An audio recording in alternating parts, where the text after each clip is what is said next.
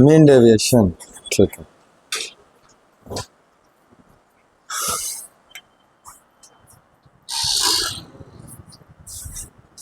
कितना आया था? थीटा एम था ना, कितना आया था? बोलिए। डेल भी आगे क्या ए था, ए इंटू उसके बाद म्यू भी प्लस अपॉन में 2 -1, यही ना आया था? ठीक है बाबू। देखिए इसको आप क्या बोलेंगे, ये ध्यान से देख लेते हैं। इसको क्या बोलेंगे? इसको आप बोलेंगे कि आपका म्यू का मीन है, क्या है? दो एक्सट्रीम का जो कलर्स के लिए जो म्यू शो करेगा, जैसे बाबू दो एक्सट्रीम कलर्स कौन कौन, जो सबसे ज्यादा डेविएट हुआ कौन? वायलेट। और सबसे कम डेविएट हुआ कौन हुआ? रेड। तो दोनों का जो म्यू था बट्टे में 2 है, तो उसका मीन हो गया ना। तो आप क्या कहेंगे इसको?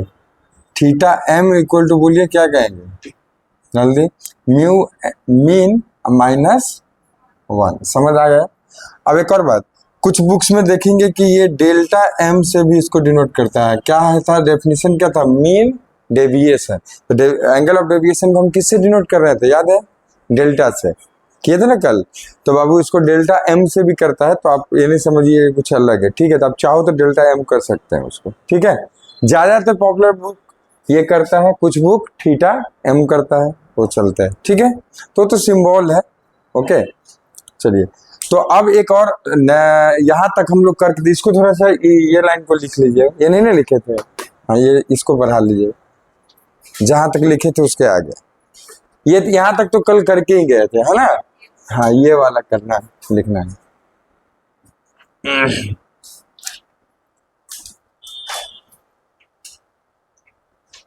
आप इसको थीटा एम को डेल एम भी लिख लो, वो लिख लो, वो कोई दिक्कत नहीं है, वो भी चलेगा, ठीक है? अब ध्यान दीजिए, आगे है हमारा क्या? डिस्पर्सिव पावर, ठीक है? तो हेडिंग डालिए डिस्पर्सिव पावर, आगे का हेडिंग डिस्पर्सिव पावर।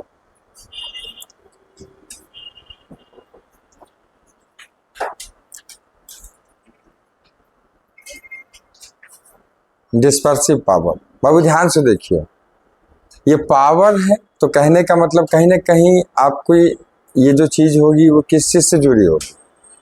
एफिशिएंसी से, है ना? मतलब एफिशिएंसी मत कहो, स्ट्रेंथ से, है ना?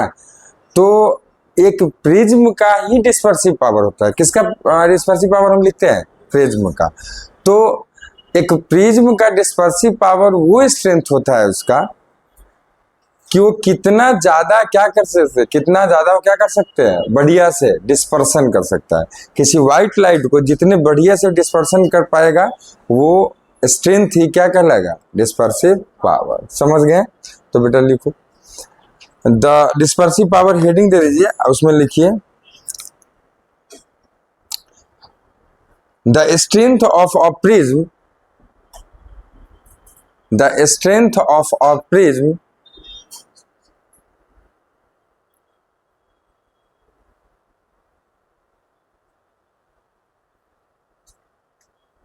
to disperse a white light when it crosses through it. To disperse a white light when it crosses through it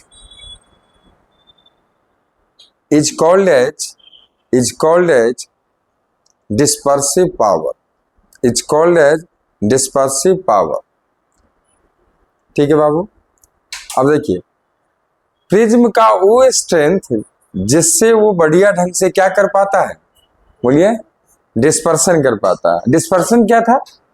जब कोई व्हाइट लाइट को हम बुझाते हैं तो अपने ही 7 कंस्टिट्यूएंट कलर्स में स्प्लिट आउट हो जाना ही क्या कहलाता है? Dispersion of light. सब लोगों को पता है बाबू। तो ये जो हमारा कितना बढ़िया से कोई प्रिज्म कर देगा, अब जो बहुत अच्छे ढंग से बहुत क्लियर ढंग से करेगा उसकी डिस्पर्सिव पावर क्या होगी, ज्यादा होगी। जो थोड़ा बेहतर नहीं करेगा उसकी डिस्पर्सिव पावर क्या होगा, कम होगा। अब आता है कि बाबू ये इसको हम डिफाइन तो कर लिए, लेकिन सर इसका फॉर्मूला या कैसे ये निकलेगा। तो एक और डेफिनेशन है इसका, लिखिए, it is the ratio of angular dispersion to the mean deviation. It is the ratio of angular dispersion to the mean deviation. Mean deviation. याद होगा कल हम लोगों ने निकाला है एंगुलर डिस्पर्सन भी और मीन, यही तो है मीन डेविएशन, सामने है ना। तो एंगुलर डिस्पर्सन का क्या आया था बताइए,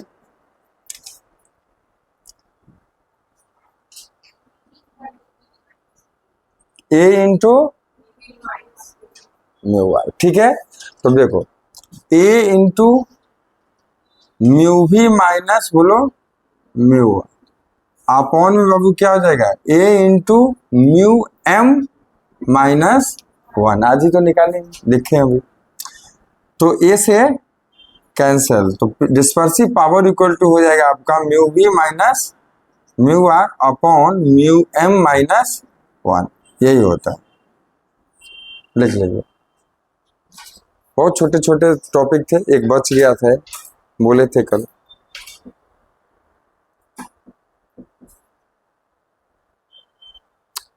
अब सिंबॉलिकली अलग अलग बुक अलग अलग करता है, इससे कंफ्यूज नहीं होना है, ठीक है। टी से भी करते हैं इसको, कैपिटल डी से भी मिलेगा आपको, कोई दिक्कत की बात नहीं। मेन आप डेफिनेशन दोनों याद रखिएगा और फॉर्मूला याद रखिएगा, है ना, ये जरूरी है। चलो तो यहाँ पे ये पूरा पार्ट होता है खत्म, ठीक है। तो प्रिज्म का कुछ भी हमने आपको नहीं छोड़ा है, हर कुछ बता दिया जो आपके सिलेबस में, इवन उससे थोड़ा सा ज्यादा ही बता दिया, ठीक है। तो अब आगे आता है बाबू आपका लेंस का, एक चीज बच गया था क्या, कॉम्बिनेशन ऑफ थीन लेंसेज, है ना। तो लिखिए कॉम्बिनेशन ऑफ थीन लेंसेज या कॉम्बिनेशन ऑफ लेंसेज, हमारे सिलेबस में थीन लेंसेज ही है, ठीक है। तो उसमें कोई दिक्कत की बात नहीं, थीन नहीं भी मेंशन करेंगे तो थीन लेंस की ही बात होगी। तो लीजिए कॉम्बिनेशन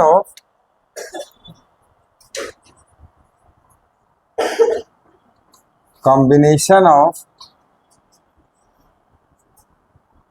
थीन लेंसेज। तो देखिए बाबू ध्यान से, मान लेते हैं कि हम ले रहे हैं कितने, 2 कन्वेक्स लेंस को, कितने लेंस को ले रहे हैं, 2 कन्वेक्स लेंस को ले रहे हैं। देखिए ऐसा नहीं कि इसी पे अप्लाई होगा, और पे भी यही अप्लाई होगा, बस एक को डिराइव कर रहे हैं ये लेकर।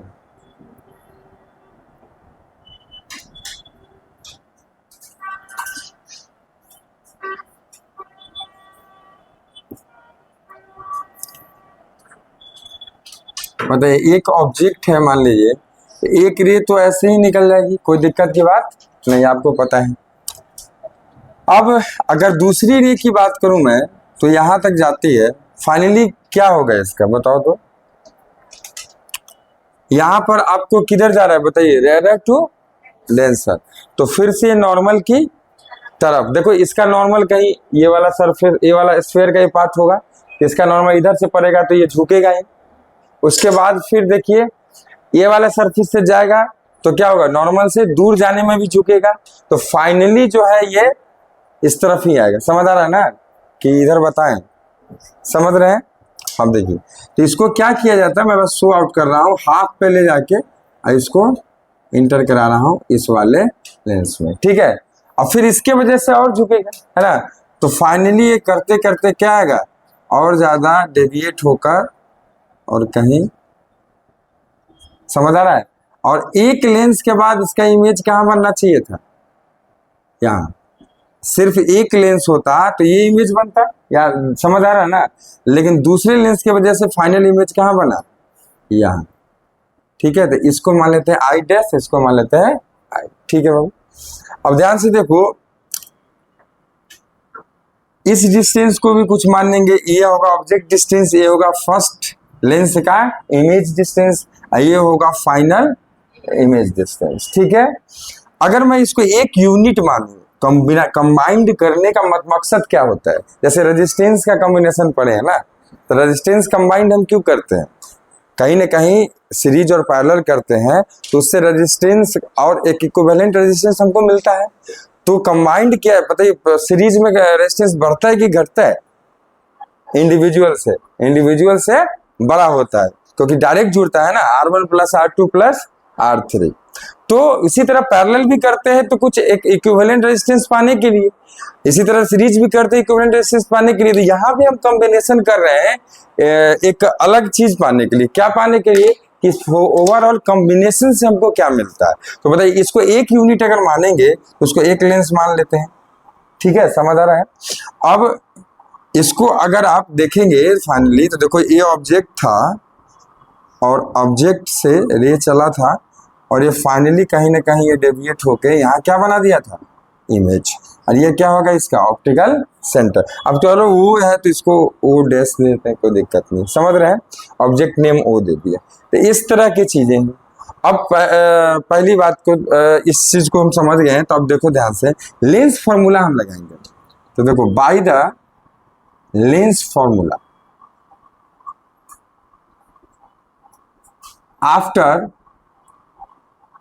after refraction from first lens। तो बाबू बताओ क्या होता है आपका ये लेंस फॉर्मूला जो, ठीक है।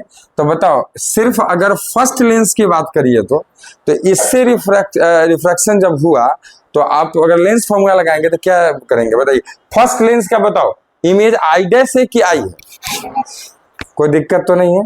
तो देखिए, तो मैं क्या लिखूंगा, देखो फर्स्ट लेंस का फोकल लेंथ को क्या मान लेते हैं, f1, क्या मान लेते हैं, f1।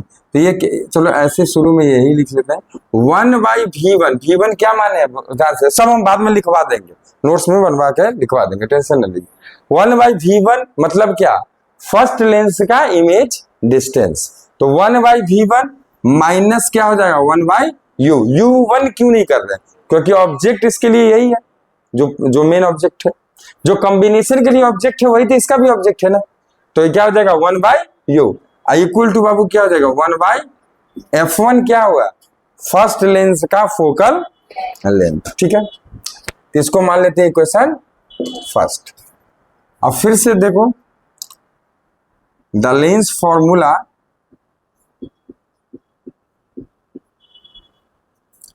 After refraction from second lens, जरा बताइए तो क्या लिखेंगे, सेकेंड लेंस का लेंस फॉर्मूला क्या होगा उसका। अच्छा, सेकेंड लेंस का इमेज कहाँ है, आई डैश या आई है, तो ये हो जाएगा 1/v माइनस 1/u, नहीं यहीं पे सोचना, 1/v1 क्या होगा। देखिए ध्यान से, इस लेंस को कभी ये नहीं लगेगा कि ये रे कहां से आ रही है, ओ से, ऑब्जेक्ट से ये ऑब्जेक्ट नहीं बनेगा, उसके लिए उसको क्या लगेगा, वर्चुअल ऑब्जेक्ट बनेगा, कौन, आई डैश। इसका इमेज इसके लिए क्या बन जाएगा, वर्चुअल ऑब्जेक्ट। तो इसको इसके लिए क्या लेंगे हम, v1। और ऑलरेडी फॉर्मूला में जो हमारा लेंस फॉर्मूला है इसमें साइन कन्वेंशन यूज्ड है, हमें फिर से करने की जरूरत नहीं, याद है लेंस मेकर्स फॉर्मूला, वहां भी हमने साइन कन्वेंशन नहीं यूज किया था। तो बताइए यहाँ पर क्या होगा, 1/v माइनस 1/v1, यू नहीं ना लिखेंगे, इक्वल टू क्या करेंगे, 1/f2। ठीक है, ये हो जाएगा इक्वेशन 2। अब देखिए, होल कॉम्बिनेशन को एक यूनिट का मान के ये डायग्राम है, तो आप क्या करेंगे, दोनों इक्वेशन को क्या करना होगा, हमें जोड़ना पड़ेगा। तो हम क्या लिखेंगे, after adding equation 1 and 2, add करो LHS को LHS से, RHS से RHS को, तो क्या हो जाएगा 1/v1, आगे क्या है 1/u, ये है 1/v -1/v1 equal to 1/f1 plus 1/f2। क्या क्या कटेगा, ये कट जाएगा, तो आपको क्या आ रहा है 1/v माइनस 1/u। और इसको जब जोड़ते हैं, चलिए अभी तो लिखते हैं ऐसे 1/f1 प्लस 1/f2। तो जरा पहले आप नोट्स बना लीजिए फिर आगे बढ़ते हैं, ठीक है।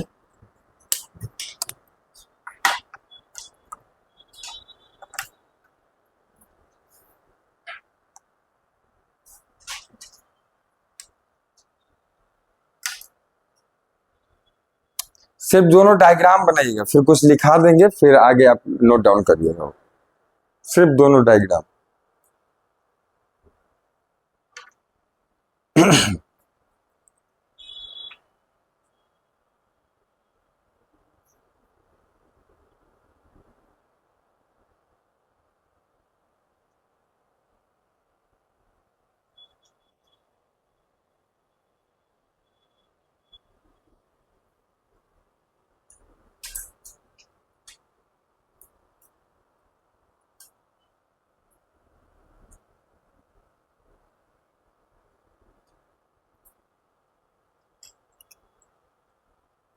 बन गया डायग्राम, तो लिखिए कंसीडर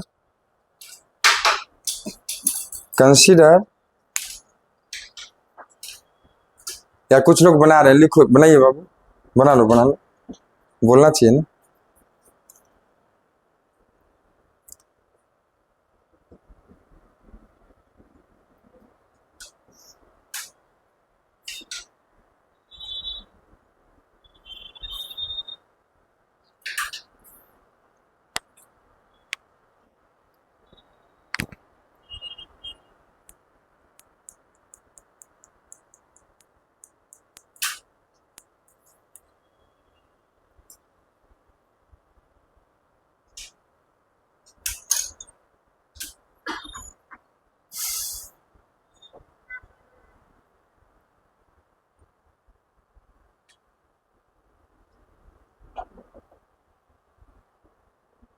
लिखिए consider two convex lenses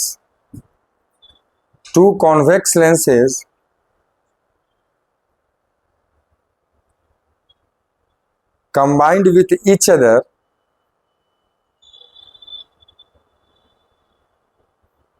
as shown in the above diagram.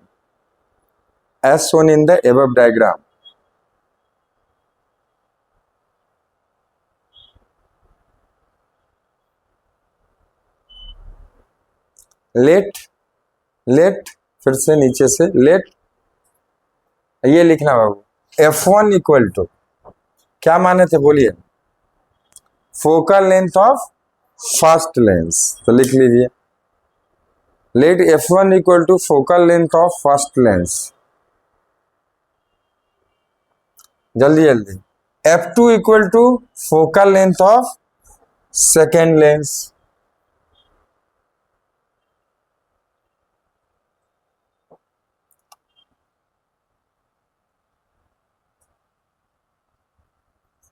ठीक है, V equal to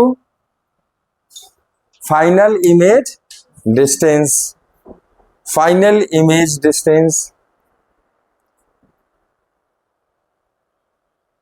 V1 equal to image distance after refraction from first lens, image distance after refraction from first lens. ठीक है, U equal to object distance,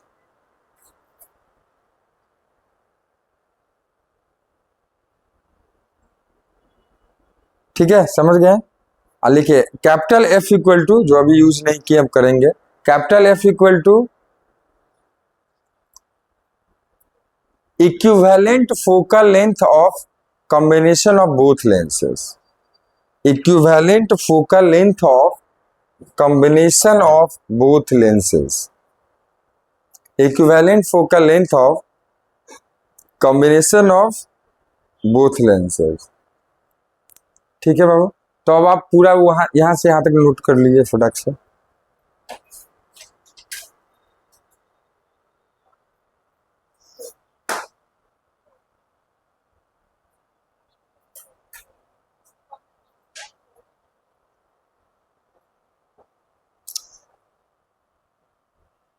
equivalent focal length of combination of both lenses.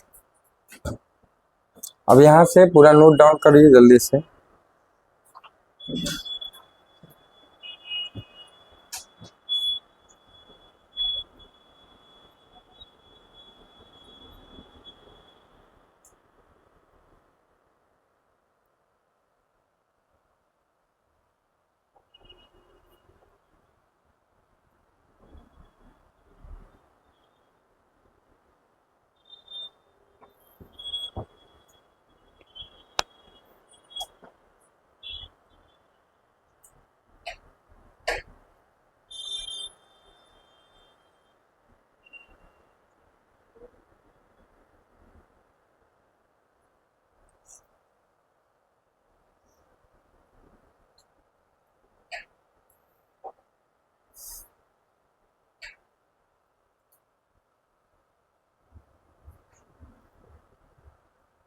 हो गया।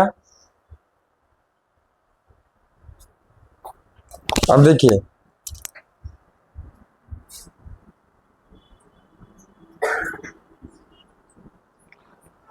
One by V minus one by U. ध्यान से देखो बाबू, ये combined करके एक लेंस माने हैं, तो ये क्या है इसके लिए यू, और ये इसके लिए क्या है, यही है ना, ये one by V minus one by U. और इक्विवेलेंट फोकल लेंथ हमने कॉम्बिनेशन का क्या माना है, कैपिटल एफ। तो बेटा इसको तुम क्या लिख सकते हो, वन बाई एफ लिख सकते हैं। इक्वल टू क्या कहेंगे, one by F one plus one by F to. जैसे कि आप पैरेलल कॉम्बिनेशन ऑफ रेजिस्टेंस का करते हैं, वैसे फोकल लेंथ इक्विवेलेंट निकलता है इसमें, समझ गए। तो इसको लिख लीजिए इस लाइन के बाद वो।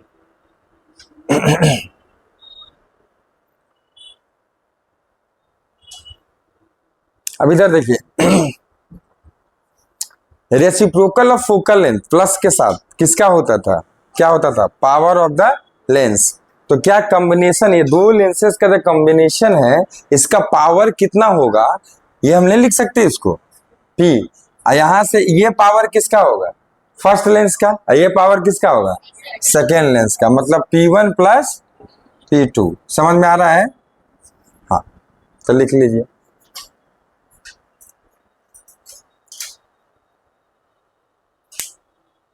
तो पावर में डायरेक्ट जोड़ेंगे, और फोकल लेंथ में क्या करके जोड़ेंगे, रेसिप्रोकल करके।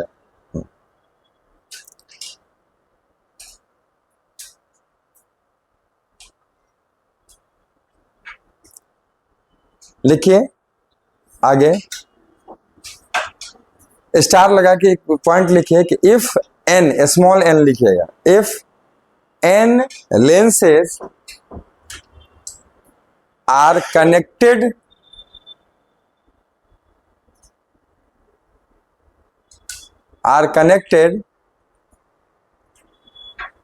with different focal length, सबका अपना अपना फोकल लेंथ होगा, अलग अलग, और उन सबको कंबाइन किया जाएगा, कितने को बोलो, एन को, स्मॉल एन लेंसेज को। तो आप उसके इक्विवेलेंट फोकल लेंथ का फॉर्मूला आप यहां से लिख सकते हैं, जैसे रेजिस्टेंस में लिखते थे।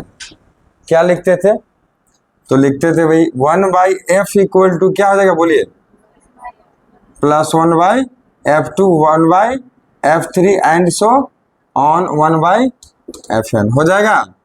यहीं से बाबू पावर का भी आप लिख सकते हैं, पावर इक्वल टू क्या हो जाएगा, P1 plus P2 plus P3 and so and. बहुत बढ़िया, ठीक है, तो लिख लीजिए, न्यूमेरिकल आपको इजीली इस पे बन जाएगा।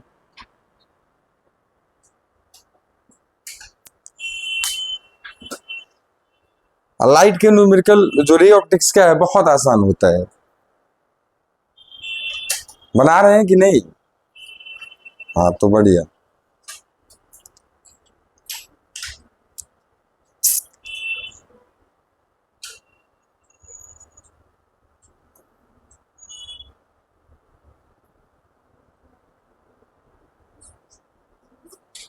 नेक्स्ट लिखिए, नेक्स्ट स्टार लगा के फिर लिखिए, स्टार लगा के फिर लिखिए, if N lenses if n lenses are connected with each other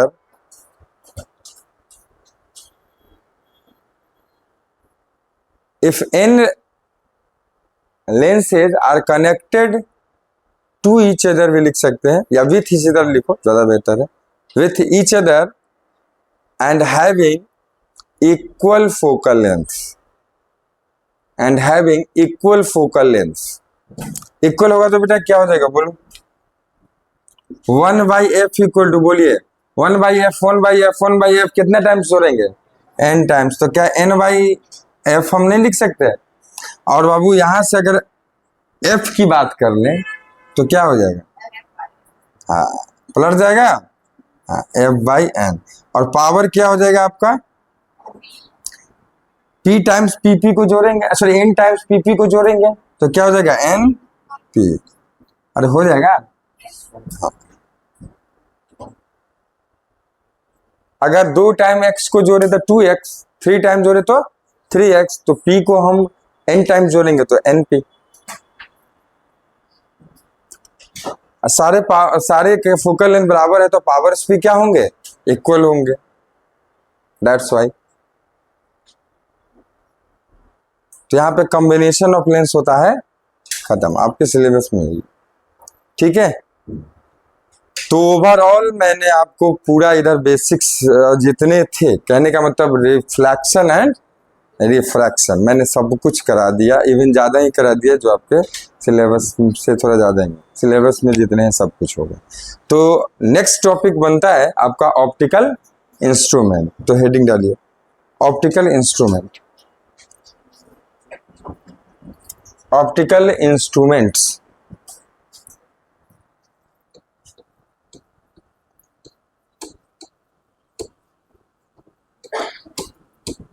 अब ऑप्टिकल इंस्ट्रूमेंट्स को पढ़ने से पहले कुछ चीजें जानना जरूरी है, तो हम अच्छे से इसको समझ पाएंगे, ठीक है बाबू। क्या जानना जरूरी है सर? तो जानना ये जरूरी है कि विजुअल एंगल क्या होता है, ठीक है, और least distance of distinct vision, नाम सुने हैं क्लास 10th में? नहीं? अरे सुने होंगे, ऐसा कैसे? अच्छा एक चीज बताइए, किसी चीज को मैं अगर देखता हूं, यहां से ध्यान से देखिए, ठीक है, ध्यान से देखना, किसी चीज को देखता हूं तो दूर ले जाऊंगा और पास लाऊंगा, तो जितना पास लाऊंगा उतना बेहतर दिखेगा, है ना, दिखेगा, दिखेगा, लेकिन ज्यादा पास लाने पर भी क्या हो जाता है, ब्लर हो जाता है ना, धुंधला। तो कहने का मतलब एक ऐसा डिस्टेंस जहां पे सबसे बढ़िया हमको इमेज दिखता है, किसका, ऑब्जेक्ट का। अच्छा आंखों पे कैसे इमेज दिखता है, आंखों पे कैसे इमेज दिखता है बताइए,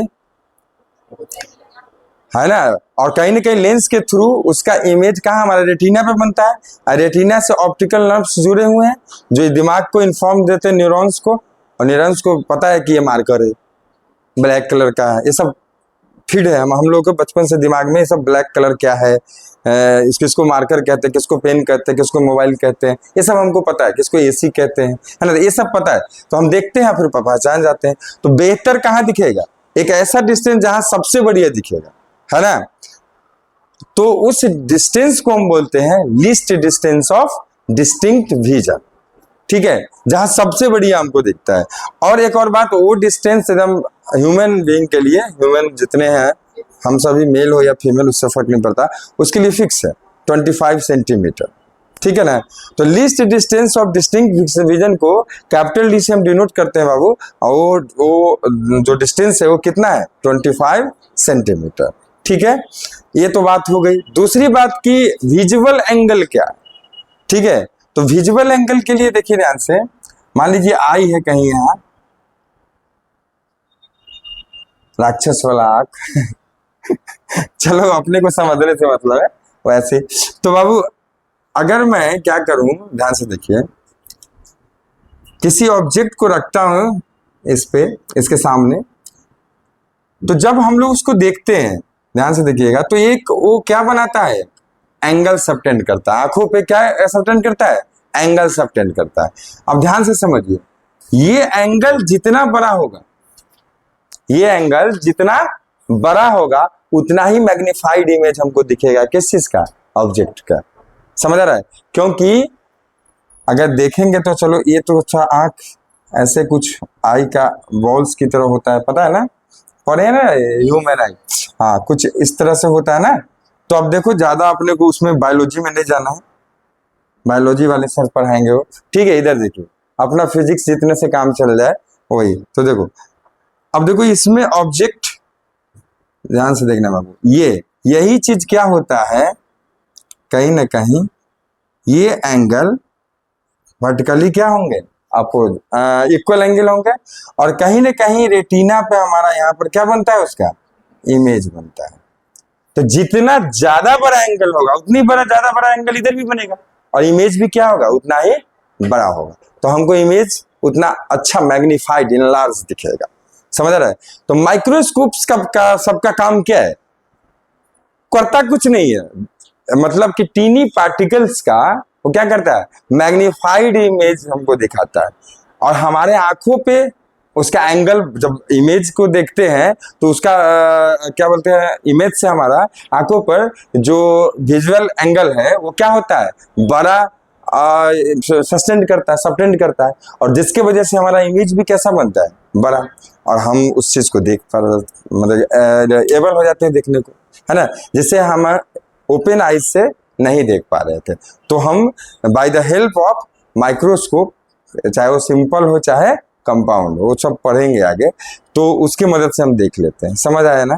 तो विजुअल एंगल जानना बहुत जरूरी था। तो पहले तो आप क्या हेडिंग डाले हैं? Optical instruments. तो पहले तो डेफिनेशन उसका लिख लीजिए, लिखिए। The instruments which are able to perform optical phenomena. The instruments which are able to perform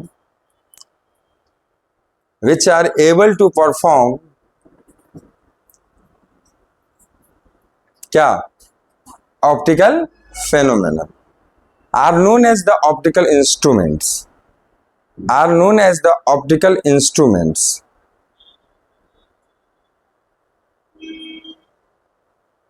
Babu optical instruments कितने आपको पढ़ने हैं?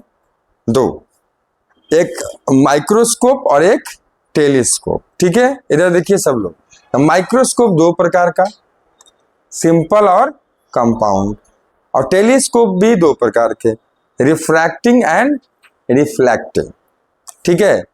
तो यही बस इतना है, बस आपका रे ऑप्टिक्स खत्म, ठीक है। तो उसमें सबसे पहला है हमारा क्या? माइक्रोस्कोप।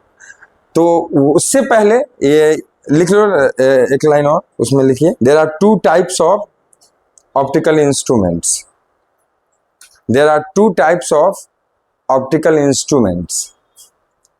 फर्स्ट, 1 नंबर में लिखिए माइक्रोस्कोप, फिर उसके नीचे 2 प्रकार लिखिए, first simple microscope, second compound microscope. Microscope के नीचे 2, simple microscope and compound microscope. और दूसरा लिखिए टेलीस्कोप। तो टेलीस्कोप में लिखिए 2, रिफ्लैक्टिंग टेलीस्कोप, और दूसरा लिखिए रिफ्लैक्टिंग टेलीस्कोप। पहला रिफ्रैक्टिंग, आर वाला, REFERACTI, रिफ्रैक्टिंग, ठीक है। दूसरा रिफ्लैक्टिंग, L वाला, रिफ्लैक्टिंग, ठीक है। चलिए, अब उससे पहले आप विजुअल एंगल को जरूर लिख लें, ताकि आप जब भी देखें पढ़ें तो आपको समझ आए। विजुअल एंगल, अब इसको एंगल है अलग अलग, कोई अल्फा कोई थीटा डिनोट करता है, कोई दिक्कत नहीं है, ठीक है। तो आप एक डायग्राम को बना लें, फिर इसको डिफाइन भी हम कर देंगे, फिर हम एक एक करके ऑप्टिकल इंस्ट्रूमेंट में बढ़ेंगे। ये समझेंगे तो इसका यूटिलाइजेशन है।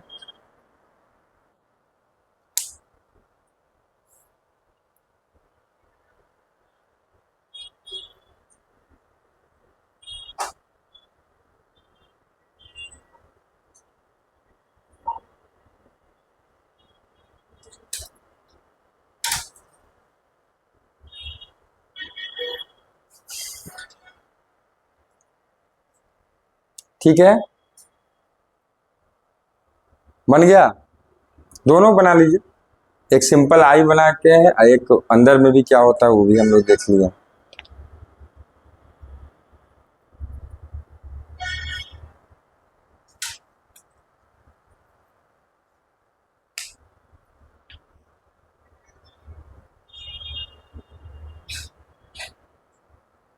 इधर कहीं रेटिना होता है,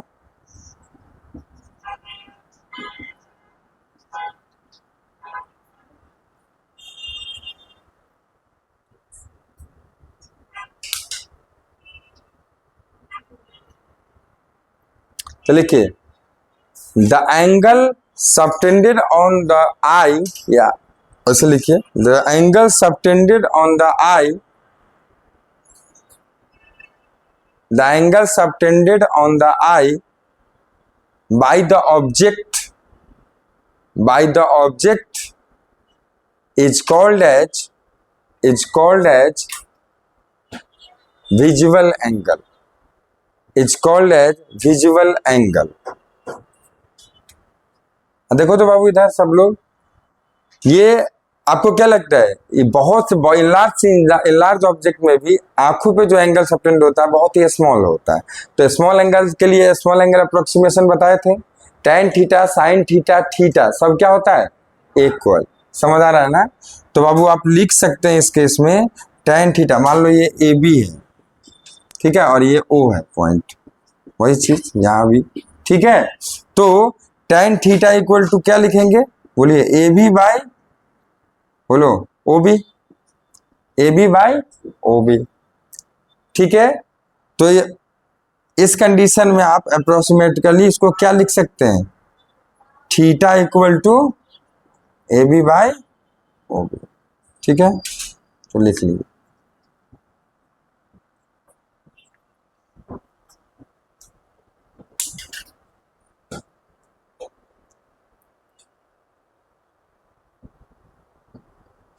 यहां आप लिख लें जरूर for small angles, for small angle.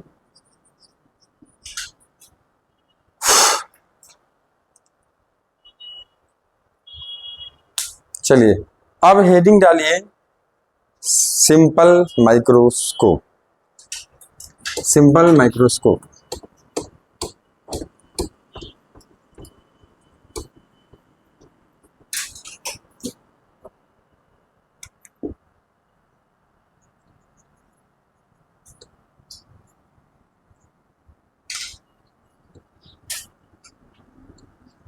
Simple microscope, देखो बाबू सबने ये देखा होगा, लिया है कि नहीं हाथ में कभी, देखा है कि नहीं देखे हैं?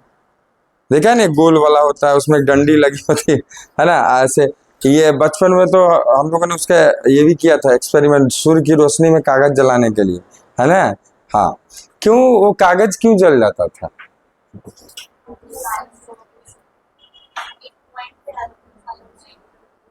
हाँ पढ़े ना, कॉन्वेक्स लेंस, उसमें कॉन्वेक्स लेंस होता है, कॉन्वेक्स लेंस के पास क्या प्रॉपर्टी होता है बाबू, कन्वर्ज, इसीलिए इसका फोकल लेंथ पॉजिटिव है कि नेगेटिव, पर बताए थे एक दिन, कन्वर्जिंग पावर किसके पास है, कॉन्वेक्स लेंस के पास। अब मिरर में किसके पास है, कॉनकेव मिरर के पास, ठीक है। दोनों का फॉर्मूला भी बताए थे बाबू, याद रखिएगा सब चीजों को।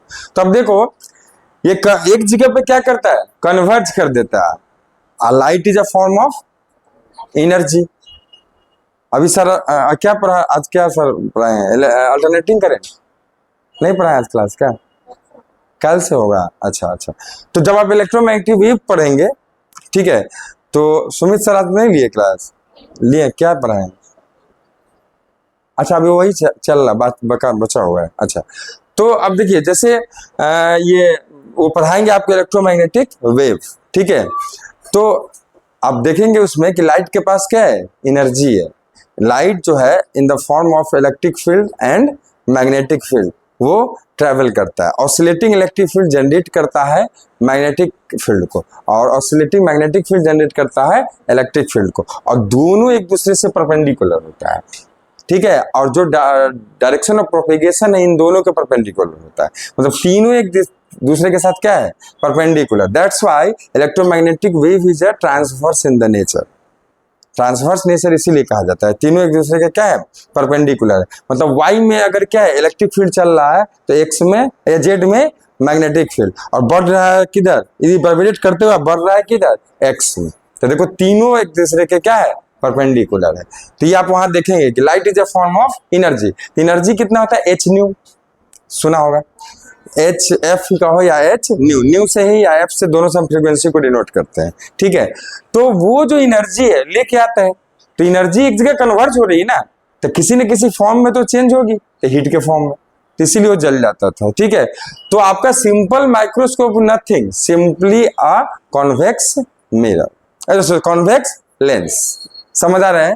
तो अब देखिए, ये याद है एक 6 हम लोग कॉन्वेक्स लेंस के लिए ये इमेज फॉर्मेशन में बनाए थे, तो लास्ट वाला कहाँ बना था, वर्चुअली पीछे, तो मैग्नीफाइड, वही कंडीशन आता है इसमें। तो देखिए, जैसे इसका हम डायग्राम पहले आपको बना देते हैं।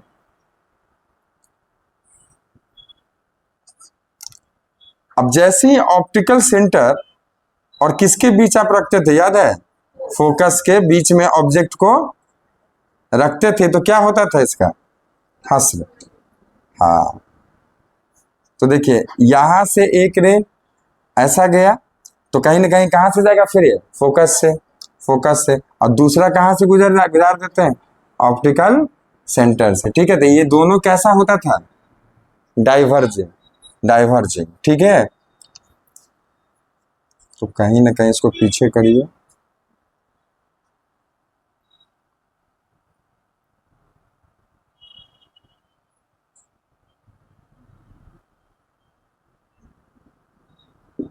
समझ रहे हैं।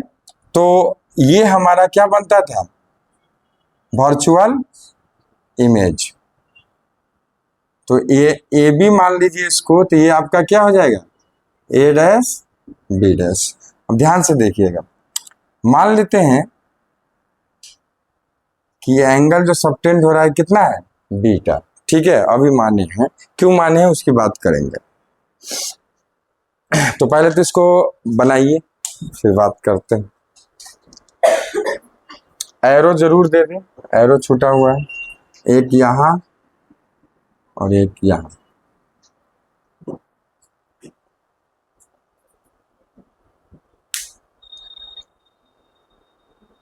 क्या कुछ पूछना है क्या, पानी, हाँ बिल्कुल। अरे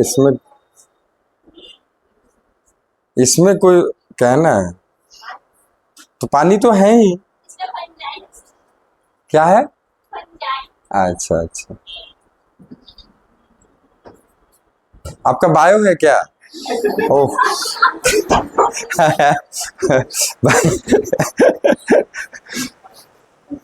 हम इंजीनियर आदमी मैथमेटिक्स वाले हैं। फंजाई, बाप रे, बड़ा खतरनाक वर्ड सब आता है बायो में। मैथ्स वाले कितने बाबू, हाथ उठाओ तो। अच्छा, बायो वाले 1 2 3 4 5, एक गई है 6, चलिए।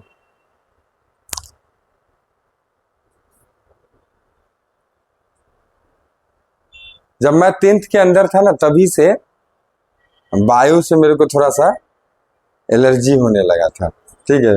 मेरे साथ मेरे को पसंद अपना, देखो सब्जेक्ट खराब नहीं है, subject is the so interesting subject, है ना। और सब्जेक्ट कोई भी बाबू अपने आप में क्या होता है, इतना महान है कि सब्जेक्ट कोई खराब हो ही नहीं सकता। इवन इंग्लिश हो, हिंदी हो, एसएसटी हो, क्या फर्क पड़ता है, सारे सब्जेक्ट बहुत बेहतर होते हैं। लेकिन हाँ, शायद मुझे मन नहीं लगता था, वो अलग मैटर है। मुझे नहीं मन लगता था इसका मतलब थोड़ी है कि सब्जेक्ट गड़बड़ है, सब्जेक्ट तो बहुत अच्छा है। देखते हैं उनको पढ़ के लोग जो बनते हैं, उसके बाद वो किसी की जान बचा देते हैं, ये बहुत बड़ी बात है, ऐसा नहीं। सब्जेक्ट तो बहुत अच्छी चीज है। ओ एमबीबीएस करने के बाद देखते हैं जान बचा ही देते हैं डॉक्टर।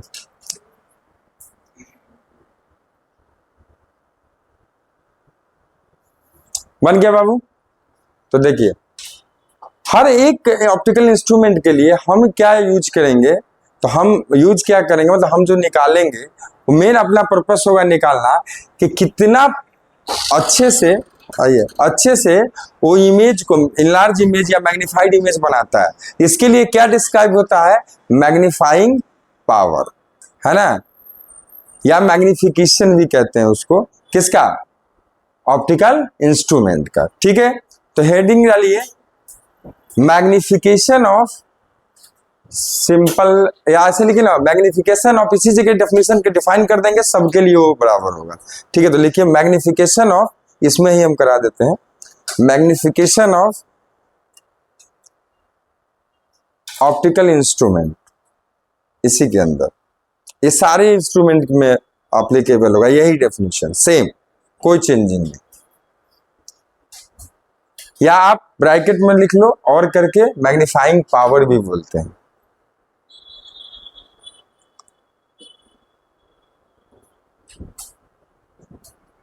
या एंगुलर मैग्निफिकेशन भी बोलते हैं। कितना नाम बताओ, जो नाम देखिए यही बात है, सेम चीजें हैं। ठीक है, तो देखिए ये क्या है समझिएगा, ये रेशियो होता है बेटा, इधर देखो सब लोग, रेशियो होता है दो चीजों का। ठीक है, दो एंगल्स का रेशियो होता है। एक जो आपको इमेज जो फाइनल, वो जितना एंगल कहाँ सबटेंड करेगा, आइज पे। आइज पे करने का मतलब आइज कहाँ रखा जाएगा, कहीं ना कहीं लेंस के पीछे, लेंस के पीछे। तो मतलब लेंस पे जो एंगल सबटेंड होता है वही माना जाता है किस पे, आई पे। ठीक है, तो जो एंगल सबटेंड इमेज करेगा आई पे या लेंस पे कह सकते हैं, अपॉन में होगा नॉर्मली जब हम विजुअल एंगल था, जब हमारा ऑब्जेक्ट कहाँ हो, least distance of distinct vision पे। ठीक है, इन दोनों का रेशियो ही देता है मैग्नीफाइंग पावर को। ठीक है बाबू, तो लिखो it is the ratio of, magnifying power का definition, it is the ratio of angle subtended by, जल्दी जल्दी लिखिए, एंगल सबटेंडेड बाई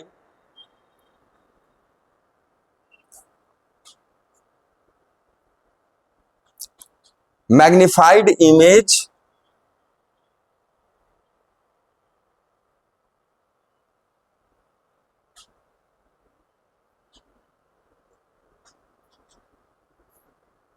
एंड, या ऐसा लिखो मैग्निफाइड इमेज ऑन आई, जोड़ दीजिए ऑन आई। ठीक है, आंख पे, to the visual angle when object is placed at least distance of distinct vision, when object is placed least distance of distinct vision, खत्म। तब इधर देखिए हम किसका मैग्नीफाइंग पावर या एंगुलर मैग्निफिकेशन निकालेंगे, ऑफ डिस्टिंक्ट विजन। तो देखिए इधर एंगुलर मैग्निफिकेशन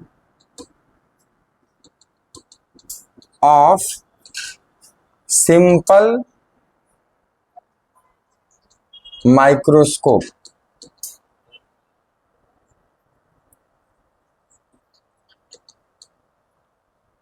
ठीक है बाबू, ये अब हम निकालने जा रहे हैं। ये डेफिनेशन सारे के लिए होगा, कंपाउंड के लिए भी होगा, टेलीस्कोप के लिए भी होगा, सबके लिए होगा। तो एक बार में मैंने लिखवा दिया इसी के अंदर में। ठीक है, तो देखो angular magnification of simple microscope. तो देखिए क्या होता है, ये होता है, इसको कैपिटल एम से या स्मॉल एम से भी अलग अलग बुक अलग अलग करता है, बड़ा इसमें है अलग अलग बुक अपना अपना। स्मॉल एम हम लेके चलते हैं। एम इक्वल टू क्या हो जाएगा बाबू, बोलो एंगल सबटेंड, क्या बोले हैं, बोलो इमेज जो करता है, बटे में क्या हो जाएगा, विजुअल एंगल, जब ओपन आइज से कोई बिना माइक्रोस्कोप का हम देखेंगे वो। ठीक है, तो देखो क्या आ जाएगा, मान लो ये है ना आपका इमेज, ये इमेज एंगल सबटेंड आई यही होता है। आई का मतलब कहाँ, लेंस पे। लेंस पे कितना एंगल सबटेंड कर रहे हैं, बीटा, मतलब आप क्या लिखेंगे, टैन बीटा। ठीक है, अपॉन में क्या हो जाएगा, टैन अल्फा, जो अभी हम आपको डायग्राम बना देंगे।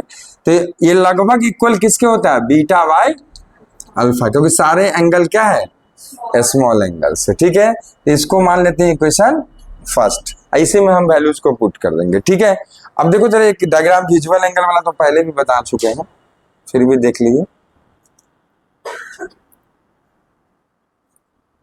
ठीक है, कौन सा ऑब्जेक्ट, सेम ऑब्जेक्ट को ए बी को आप कहां रखते हैं, least distance of distinct vision पे। ठीक है, तो ये डिस्टेंस कितना है बाबू, ये फिक्स है, कितना है, कैपिटल डी।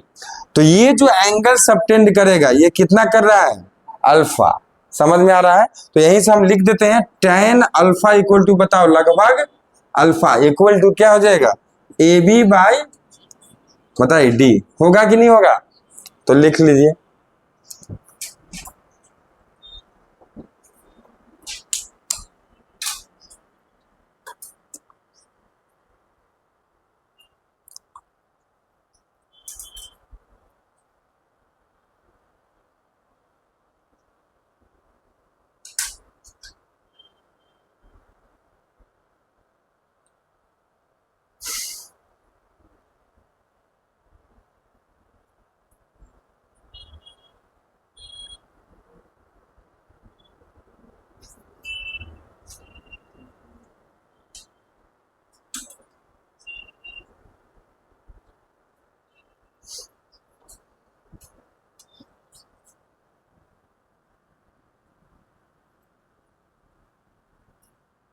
हो गया,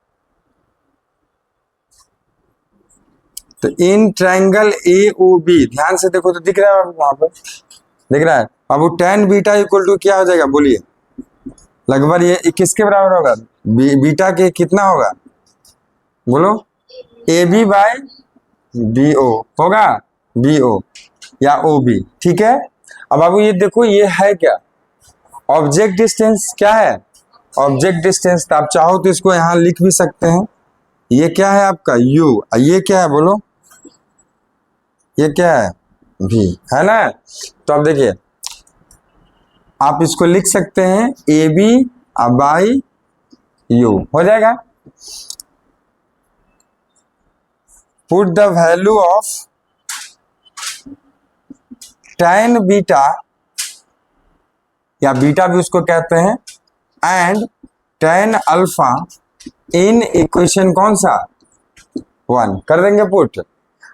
एक्चुअल में एंगल का ही रेशियो होता है, लेकिन स्मॉल एंगल में बीटा की जगह, बीटा को बराबर क्या होता है, tan बीटा, अल्फा के बराबर क्या होता है, tan अल्फा, तो हम लगा सकते हैं। तो अब देखिए पुट करो इसमें, m equal to tan beta कितना है, देखो ए बी बाई यू, अब बटे में क्या हो जाएगा, ए बी बाई डी, तो डी कहां जाएगा, ऊपर, और ये भी नीचे, हो जाएगा। तो यहां से हमारा क्या होगा, ये दोनों कट जाएंगे, तो m इक्वल टू हमारा क्या आ जाएगा, डी बाई यू। अरे आएगा कि नहीं आएगा, हाँ चलिए आ गया, मैग्नीफाइंग पावर लिख लीजिए।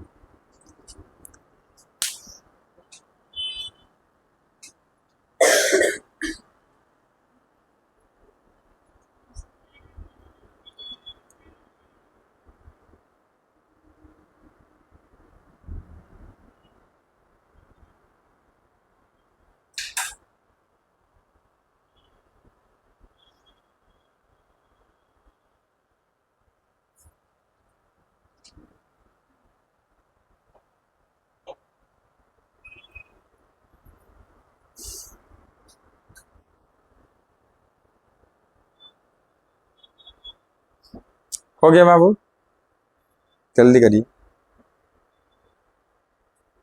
अब दो कंडीशन के लिए हम लोग देखेंगे, एक देखेंगे स्ट्रेंड आई, या क्या जिसको कहते हैं आप मैक्सिमम, हमको कब मिलता है, ये डिस्पर्सिव कह रहे हैं, मैग्निफिकेशन, एंगुलर मैग्निफिकेशन, उसके लिए कंडीशन देखेंगे। एक देखेंगे हम रिलैक्स टाइम, है ना, तो रिलैक्स टाइम में कहाँ होता है इमेज, इन्फिनिटी पे माना जाता है, और स्ट्रेन डाई में कहाँ होता है? हाँ, डी पे, कैपिटल डी पे। ठीक है, तो लिखिए तो कंडीशन केस वन लिखिए, case one for maximum angular magnification,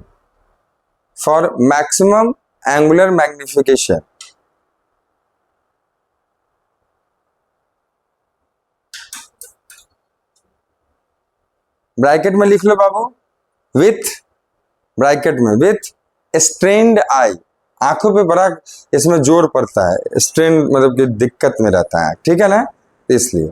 अच्छा, हमेशा आप इसी जगह 25 सेंटीमीटर पे ही डाल के देखो, आंख पे जोर पड़ता है ना, हाँ ऐसा नॉर्मली पड़ता है, माइक्रोस्कोप से भी पड़ता है, इसीलिए विथ स्ट्रेन्ड आई। उसमें लिख लो the object, comma bracket close के बाद द कॉमा देके, the object, sorry the image, object कह रहे हैं, the image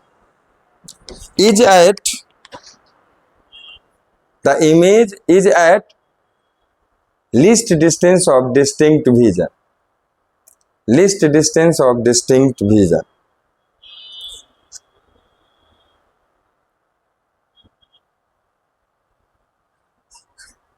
least distance of distinct vision। ठीक है, तो अब इधर देखते हैं,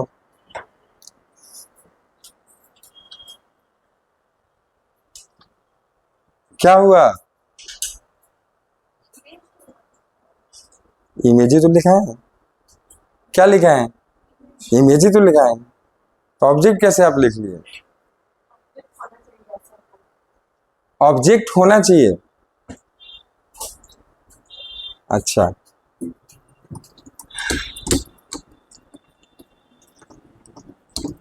क्यों ऑब्जेक्ट होना चाहिए बताइए, ऑब्जेक्ट क्यों होना चाहिए?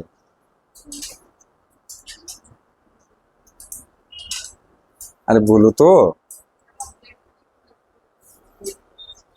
List distance of distinct vision पे अच्छा पहले करा देते हैं, फिर इसको डिस्क्राइब करेंगे। देखो इधर, देखो बाबू, तो u इक्वल टू आपका क्या हो जाएगा, बोलो कहाँ रहेगा u इस कंडीशन में, और v कहाँ रहेगा, दोनों कहाँ रहेंगे? जैसा लिखा है उसके अकॉर्डिंग पहले करते हैं, फिर बात करेंगे, ठीक है, कोई दिक्कत नहीं।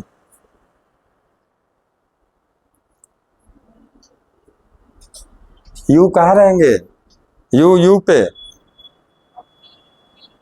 v d पे, अच्छा ठीक है, और v d पे। देखिए दोनों किधर है पहले ये तो बताइए, इस तरफ या इस तरफ? इस तरफ। तो बाबू को साइन कन्वेंशन दोनों प्लस होंगे कि माइनस? माइनस, दिख रहा है ना, इधर भी माइनस और इधर भी माइनस, ठीक है। अब देखो लेंस फॉर्मूला क्या जानते हैं, बाय द लेंस फॉर्मूला, बताइए क्या जानते हैं? 1/v minus 1/u equal to 1/f। डालो 1/v क्या हो जाएगा, 1/-t 1/u equal to f। इसका बताइए कॉन्वेक्स लेंस का इधर होता है बेटा कि इधर होता है? याद करो, कॉनकेव और कॉन्वेक्स दोनों पढ़ चुके हैं ना, तो फोकल लेंथ सेकेंड फोकस किधर होता है? इधर। तो पॉजिटिव की negative? Positive, as it is डाले। तो बाबू यहां से देखो क्या जाएगा आपका 1/u, अगर उधर ले जाओ तो 1/u इक्वल टू ये किधर आ जाएगा, इस तरफ, तो 1/-f और क्या बच जाएगा 1/d, यही आ रहा ना? क्या कंफ्यूजन है बोलो ना, ठीक है। अब इस चीज को पुट करो इधर, तो m इक्वल टू आपका आएगा d/, 1/u को तुम कितना लिख सकते हो, ये लिख सकते हैं? अरे लिख सकते हैं,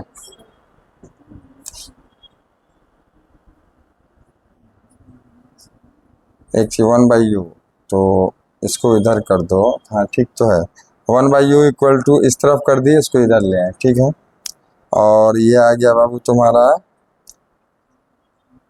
-1/d। तो m को अगर अंदर ले जाते हैं तो ये आ जाएगा आपका, इसको -1/f, ये आ जाएगा 1। यहाँ होना चाहिए 1/d/f आना चाहिए ना। ये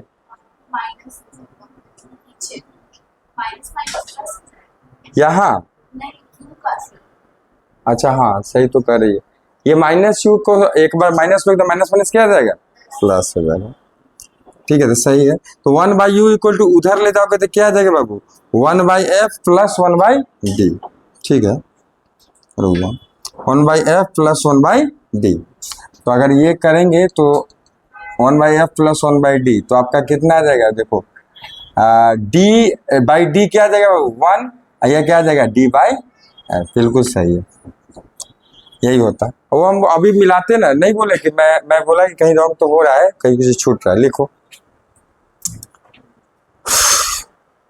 अरे माइनस यू को माइनस के साथ डालेंगे तो माइनस माइनस क्या हो जाएगा, प्लस। वही वही मिस हो रहा है। और अब आपकी बातों का डिस्कस कर लेते हैं जो आपको कंफ्यूजन हुआ है।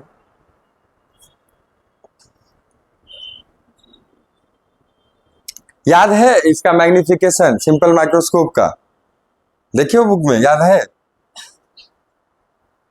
नहीं याद है, यही आता है 1+d/f स्टैंड आई में।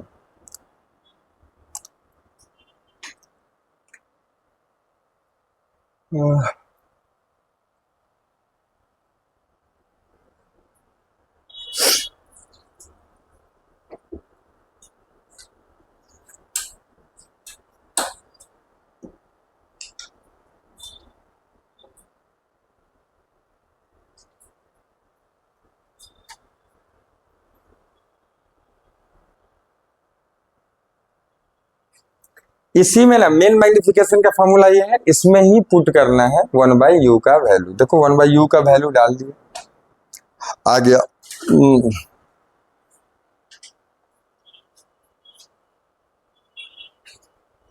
तो यहां तक तो पहले कर चुके थे, इसको फिर से मत लिख लेना, ठीक है। ये लिख के और ये करना हो गया।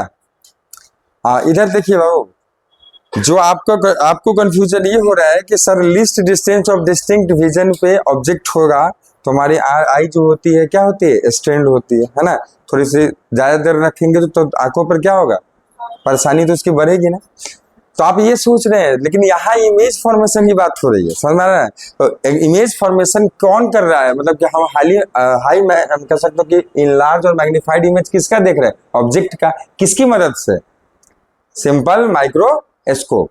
तो जो इमेज बना है उसका दो कंडीशन हम ले रहे हैं, एक कि वो कहाँ होगा, बोलो, list distance of distinct vision पर। जब आप इसको, ये जो है ना, इसके नीचे जब आंख रखेंगे और लिस्ट डिस्टेंस पर list distance of distinct vision पे अगर आपका क्या होगा इमेज, तो वो कहलाता है स्टैंड कंडीशन। उसके लिए पढ़ रहे हैं, उसके लिए निकाला जा रहा है, समझ आ रहा है। हाँ, नॉर्मल का हम नहीं देख रहे हैं, ठीक है। हाँ, और दूसरी बात, एक क्या होगा, रिलैक्स आइड से। तो रिलैक्स आई कब होगा, जब इमेज को माना जाता है कहाँ है, इन्फिनिटी पे। ठीक है बेटा, समझ गए, कभी भी दिक्कत है। हाँ तो लिखिए सेकेंड, केस 2 लिखो, केस 2 लिखो। केस 2 में लिखिए, द एंगुलर मैग्निफिकेशन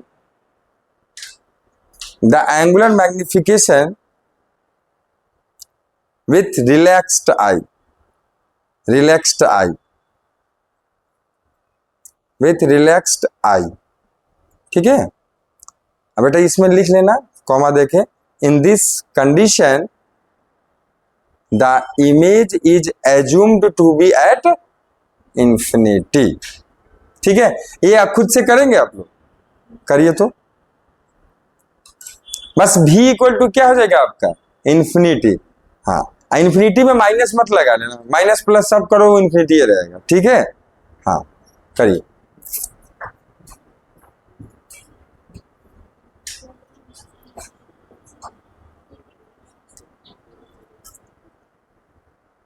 खुद से करिए। u आपका -u ही रहेगा, भी हो जाएगा इंफिनिटी इस कंडीशन।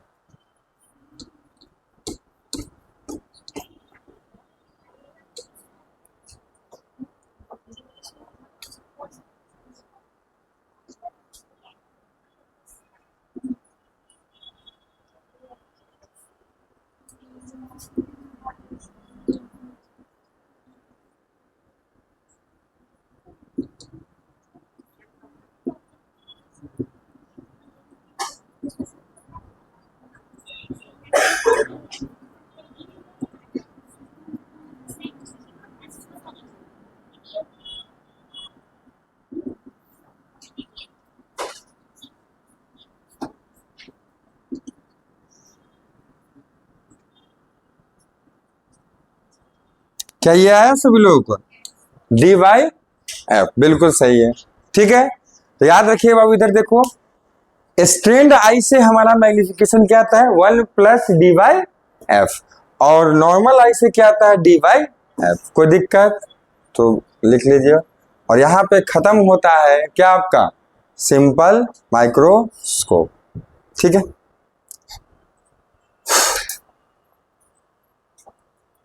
ये कंफ्यूज हो गई कि नॉर्मल आई से सर स्ट्रेंड, नॉर्मल की कंडीशन की बात नहीं हो रही, अभी इमेज फॉर्मेशन की बात हो रही है ना। तो इमेज अगर हमारा कहाँ होगा? Least distance of distinct vision पे, तो उस समय हमारा आई क्या होगा? स्ट्रेंथ। तो उसकी बात हो रही, तो उसके आप किसकी एंगुलर मैग्निफिकेशन निकाल रहे हैं? इमेज की, मतलब बोले तो सिंपल माइक्रोस्कोप की। तो सिंपल माइक्रोस्कोप के लिए इमेज कहाँ है वो ना देखेंगे। हाँ, तो इमेज को कहाँ रखा जाएगा? लीस्ट डिस्टेंस ऑफ डिस्टेंस, पहला केस में। केस 2 में बाबू किस कहाँ रखा जाएगा? इन्फिनिटी पे। ठीक है, चलिए तो जल्दी से हेडिंग डालो बाबू, कंपाउंड माइक्रोस्कोप। बस अब हम लोग खत्म की ओर इस चैप्टर का बढ़ रहे हैं, कंपाउंड माइक्रोस्कोप। कल आपका ये चैप्टर फुल्ली क्या हो जाएगा? खत्म। इसके बाद क्या करना है? ये वेव की वो क्या बोलते हैं उसको, वेव ऑप्टिक्स, या फिर ये मॉडर्न में बोलते ड्यूअल नेचर। ड्यूअल कर रहे हैं, पहले ड्यूअल कर लेते हैं। ड्यूअल, फिर एटम, न्यूक्लियाई, और फिर वेव। ठीक है ना, चलेगा? हाँ, सेमी कंडक्टर भी तो है, सेमी कंडक्टर। तो पहले ड्यूअल करते हैं, फिर एटम, न्यूक्लियाई, जल्दी छोटे छोटे चैप्टर है, बहुत जल्दी खत्म होंगे। और फिर उसके बाद सेमीकंडक्टर, वो भी छोटा ही है, बहुत सिलेबस रिड्यूस हो गया, तो वो देन हम लोग फिर कर लेंगे। ठीक है, तो आपका ये भी केमिस्ट्री खत्म हो गया, फिजिक्स भी जल्दी खत्म हो गया, टेंशन ना लीजिए। ठीक है, कब तक लगता है? अब आप जैसे बात की है तो इससे कब लगता है, क्या कब तक खत्म हो जाएगा? दिसंबर, हाँ, लगभग, बिल्कुल बिल्कुल बिल्कुल, उसमें कोई शक संशय की बात नहीं है। उधर सर का जो बचा हुआ है वो भी पढ़ा देंगे, इधर हम पढ़ा देंगे, आपको खत्म हो जाएगा। ठीक है, तो चलो बाबू इधर देखो, जल्दी से लिखिए कंपाउंड माइक्रोस्कोप लिखिए। सर तो पढ़ा ही देंगे आपको, हम भी इधर कर देंगे, टेंशन नहीं लो। जो सबसे बड़ा चैप्टर था वो हमने पहले ही शुरुआत में ही खत्म किया। ठीक है, तो लिखिए कंपाउंड माइक्रोस्कोप। अब उसके बाद आपको जनवरी मिल जाएगा पूरा, किस चीज के लिए? रिवीजन के लिए, बढ़िया से।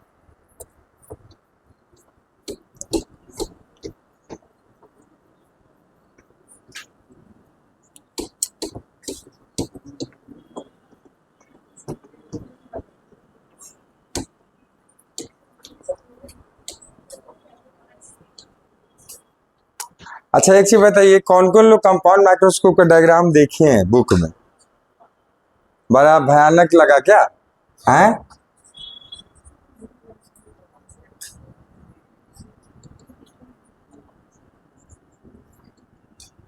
कौन कौन लोग देखे हैं बताइए आप, और कोई दो बस। कैसा लगा? इजी कि थोड़ा डिफिकल्ट? देखो बेटा, इधर देखो अब ध्यान से।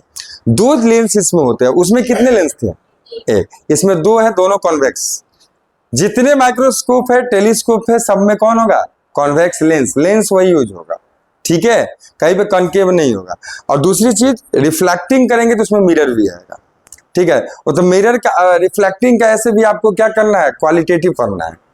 क्वांटिटेटिव नहीं पढ़ना है, कुछ भी उसका मैथमेटिकल डेरिवेशन नहीं करना। दो है कैसे न्यूटोनियन है और ये कैसेगेरियन है, तो दोनों को हम लोग एक एक करके देख लेंगे, ठीक है। तो दोनों का आपको सिर्फ डायग्राम देखना है और कैसे वर्क करता है ये देखना है। अब बाकी क्वालिटेटिव एनालिसिस के साथ whole qualitative as well as quantitative analysis इन सब का देखना है जो हम लोग पढ़ रहे हैं। तो देखो कंपाउंड माइक्रोस्कोप, इसमें दो लेंस है। एक फर्स्ट वाले को कहते हैं ऑब्जेक्टिव और दूसरे को कहते हैं आईपीस।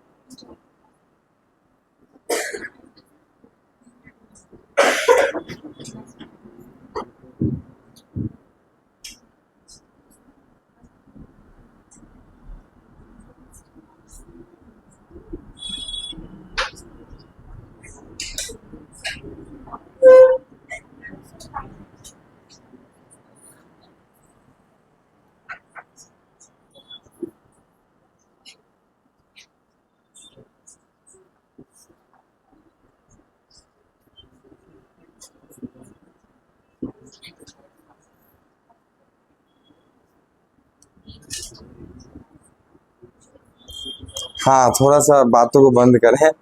बाबू उधर भी चालू हो गया, इधर भी लग गए। चलो इधर देखो। तो बाबू ये एक पहला वाला जो लेंस आपने बनाया ये क्या है? ऑप्टिकल कर रहे हैं, ये ऑब्जेक्टिव। कौन सा है? ऑब्जेक्टिव। तो ऑब्जेक्टिव इसलिए कहते हैं क्योंकि ये किसके पास होता है? ऑब्जेक्ट के। सिंपल यही बात ही है और कुछ नहीं है। और आई पीस इसलिए दूसरे को बोलेंगे क्योंकि वो आंख उसके पास आई होता है, ठीक है। अब देखो आई पीस ऐसा होता है कि थोड़ा सा आप ध्यान रखना, फोकल लेंथ इसका बड़ा होता है इन कंपेरिजन टू ऑब्जेक्टिव, ठीक है। और एपर्चर भी इसका बड़ा होता है इन कंपेरिजन टू ऑब्जेक्टिव, ठीक है। अब ये ऐसा इसका जो इमेज बनता है वो ऐसा मतलब कि इमेज होता है जो इसके लिए क्या बन जाता है? ऑब्जेक्ट। और ये कहीं ना कहीं आपको याद रखना, ये O1 कर दो, इसको O2 कर देते हैं। ये जो फोकस होगा क्या हो गया? बात कर रहे हो लगातार, हाँ? अरे बोलो ना, कुछ हो यार। तो क्या दिक्कत है? देखो ध्यान से जल्दी से। तो ये फोकस किसका है? आपको आई पीस का, ठीक है। तो ये देखो आप ऑप्टिकल सेंटर और किसके बीच में आ गया? फोकस के बीच में। तो बताओ इसका क्या इमेज बनेगा? वर्चुअल जो अभी पहला कंडीशन, बस फर्क इतना है कि वो ऊपर था सारा चीज है, ये किधर है? नीचे है, ठीक है। तो यहां से देखिए, यहां से एक तो चला जाएगा पैरेलल टू प्रिंसिपल एक्सिस, ये फिर से कहां से जाएगा? अपने फोकस से जाएगा, है ना, इधर वाले फोकस से। अब दूसरा कहां से जाएगा? तो डायरेक्ट O2 से, समझ रहे हैं ना। ये डायरेक्ट O2 से ये सीधा निकल जाएगा। अब देख पा रहे होंगे बहुत ही खतरनाक जाएगा आगे, ठीक है। थोड़ा सा एक काम करते हैं, इसको और दूर कर देते हैं ताकि आपका बोर्ड में छोटा सा इमेज बने, ठीक है। रुक जाओ।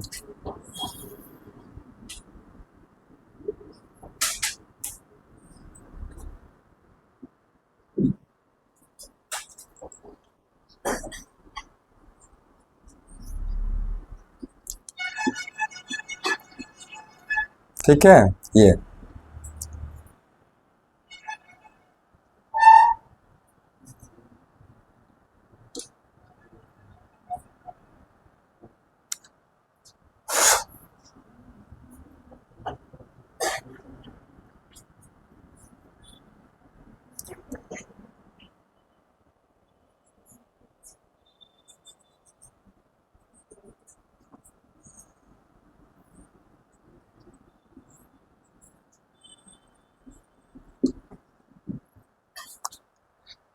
अब कहीं जाकर इधर ये क्या बनेगा? इसका इमेज तो बी डैश और ये अब ध्यान रखना, इधर देखिए कंफ्यूज बिल्कुल है। कोई कुछ बुक में देखेंगे यहाँ बनाता है, ठीक है, कुछ बुक में देखेंगे इसके भी पीछे, कहीं भी बन सकता है, कोई दिक्कत की बात नहीं। मतलब ये इसका इमेज वो डिपेंड करेगा। देखो ये दोनों क्या है बाबू, एक ट्यूब होता है जिसमें रैक्स होते हैं बने हुए, ठीक है ना, खांच, उसमें हम क्या करते हैं, रैक एंड पिनियन मेथड से उसको एडजस्ट करते हैं। तो अपने अकॉर्डिंग क्या किया जाता है, इमेज को हाँ एडजस्ट करते हैं, तो कहीं भी बन सकता है, कोई दिक्कत की बात नहीं, लेकिन बनेगा ऐसा। समझ में आ रहा है? तो जल्दी से इसको बन लीजिए।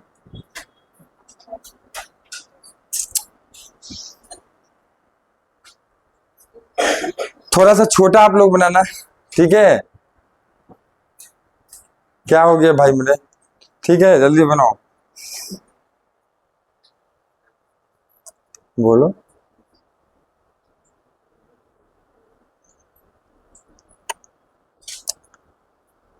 अब वो आप ही के लिए बोले हैं, ध्यान रहेगा तभी ना सीखेंगे, है ना। पता चला बात करने में लगे हो तो उधर ही ध्यान, बात नहीं कर रहे थे कि कर रहे थे? अरे बोलो ना भाई। हाँ हाँ, कर रहे थे ना। हाँ चलिए, कोई बात नहीं। हाँ ये परेशान कर रहा था। चलो चलो लिखो लिखो। ओ प्रभु।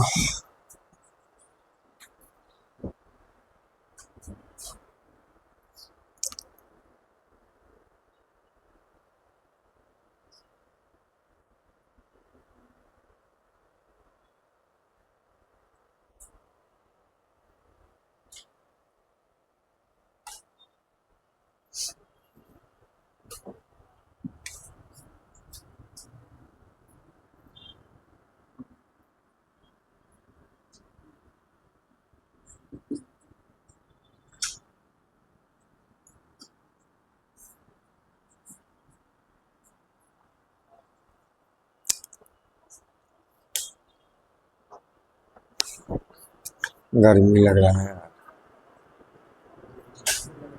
आए। गर्मी लग रहा है बाबू, कोई बात नहीं।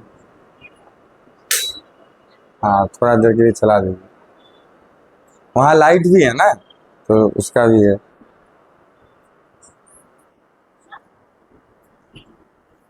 देखते हैं कि कौन कौन सही सही बनाते हो। बात करने लगे रहते हैं। ये बात करा रहा था ये, सच बताओ तुम, ये तुम, ये तो तुम्हारा नाम कह रहा है, हैं?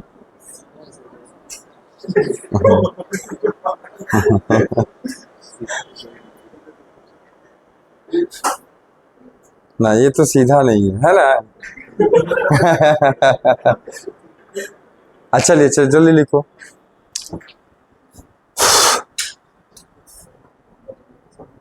एरो मत छोड़ना बाबू, इसमें सिंगल एरो देखो, ये इसका रिफ्लेक्शन यहाँ, रिफ्रैक्शन रिफ्रैक्टेड इधर गया, इसका डबल से हम शो किए, ठीक है, जल्दी लिखिए।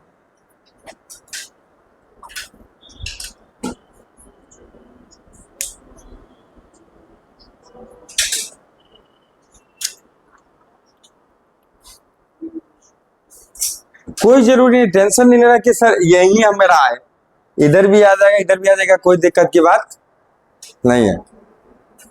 समझ रहे हैं ना क्या बोल रहे हैं? थोड़ा सा इधर भी होगा तो कोई दिक्कत नहीं, चलेगा। वो तो अपने से एडजस्ट लोग करता है ना, उसमें कोई दिक्कत नहीं। तो लिखिए बाबू जल्दी से 2 लाइन बनाओ, लिखो। बना लिया? तो लिखिए। In the compound microscope, in the compound microscope there is 2 lenses. First one is known as the objective lens, and second one is known as the eyepiece.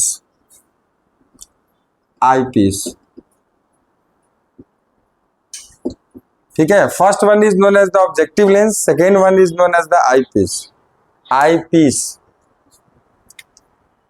ठीक है, अब क्यों हम इसको आई पीस बोलते हैं, क्योंकि ये कहाँ है, यहां पर ही क्या रखा जाएगा, आइज को। ठीक है, इसके पीछे ही रखा जाता है। ठीक है, और इसको ऑब्जेक्टिव इसलिए बोलते हैं क्योंकि इसके पास क्या होता है, ऑब्जेक्ट। अब ये कारण भी लिखाना पड़े, नहीं ना जरूरत है, ये आप समझते हैं। ठीक है, तो इधर देखिए, फाइनली आपका देखो, अब पूरी तरह समझा देते हैं। ए बी ऑब्जेक्ट था जिसका पहले लेंस, अब रिफ्रैक्शन में पहले लेंस से हुआ तो इमेज कहां बना, क्या बना, ए डैश बी डैश। और देन ये जो